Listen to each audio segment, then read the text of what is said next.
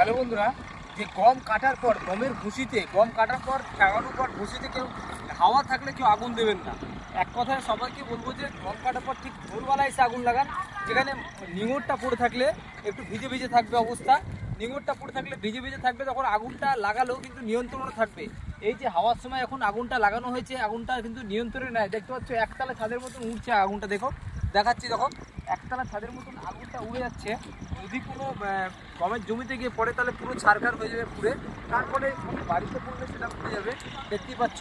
তাই বলবো আগুন লাগানোর সময় মানে সতর্ক হয়ে থাকতে হবে। গমের জমিতে ভোরের দিকে আগুন লাগান, যাতে নিঙড় পড়ে থাকবে। নিঙড়টা পড়ে থাকলে খাঁচকাগুলো একটু অল্প অল্প ধরবে, কিন্তু ধরে যাবে, এতটা ক্ষতি হবে না মানুষের। যে একটা পালাতে সে আগুন লেগে গেছে, দেখতে পাচ্ছ যে অনেকটা ক্ষতি হয়ে গেল।